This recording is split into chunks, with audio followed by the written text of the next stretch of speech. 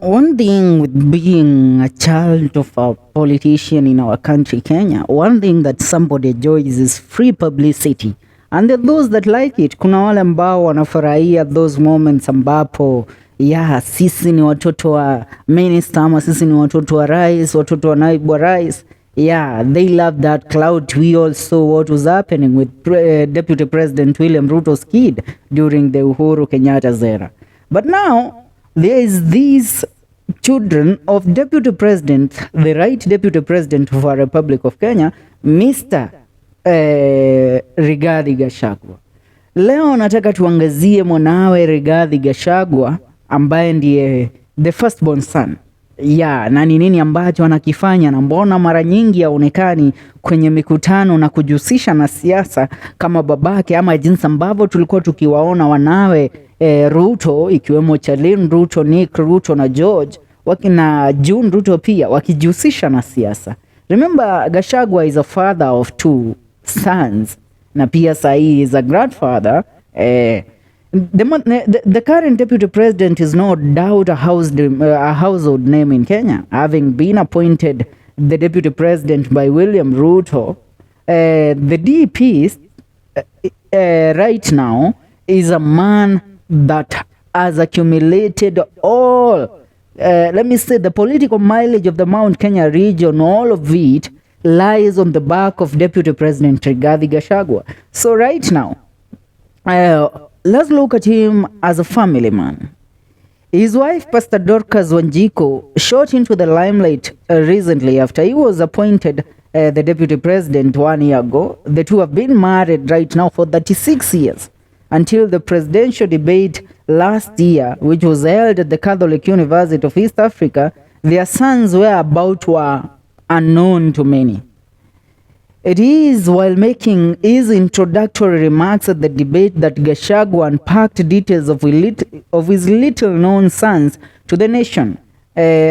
Tunakumbuka ile debate ya Gachagua na Madam inaitwaje na Kenya, Mother Karua, I mean. So Gachagua said this, I shall quote him: I am Rigathi Gachagua. I am Rigathi. Family is the basic unit of society and the nation. Strong families make strong nations. I am the head of a family, and it's my pleasure and privilege to introduce my wife Dorcas and my firstborn son Kelvin Gachagua, a software engineer, and my secondborn son Keith Ikunu Rigathi, who is a medical doctor at the Kenyatta Hospital, who helps me to run the family business. Now those were Gachagua's remarks. And now, in regards to our investigation, we established that Keith Gachagua was among the top students in the year 2010 KCSE exams.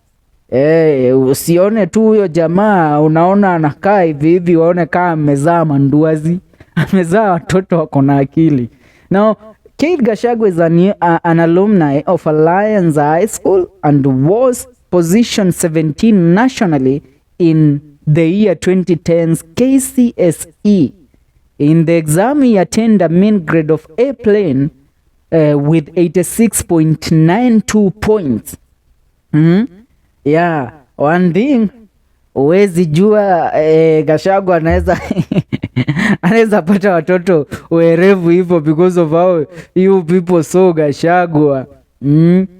Venye alikuwa anaongea, the way he talks, how he behaves in the public limelight. So Keith Ikunu Gachagua is live about the Kevin Gachagua. Kevin Gachagua is the firstborn son, but the secondborn son is the brightest of them all, who is a medical doctor. Now, continuing with this, there is a scandal that unfolded this year where Keith was named as was among the names that were mentioned in the KEMSA scandal of 6 billion Kenyan shillings. But due to the influence that his father has, and now the government of the Kenya Kwanza regime and His Excellency DP Rigathi Gachagua and our President William Ruto, the news never saw the day of the light. I mean the light of the day. Zilikanyangiwa hapa na pale na hiyo kesi ikazimika. Now that's what's up. A few details in regards to Gachagua's son. Make sure you subscribe. See you in the next one. Ni FM Show KE.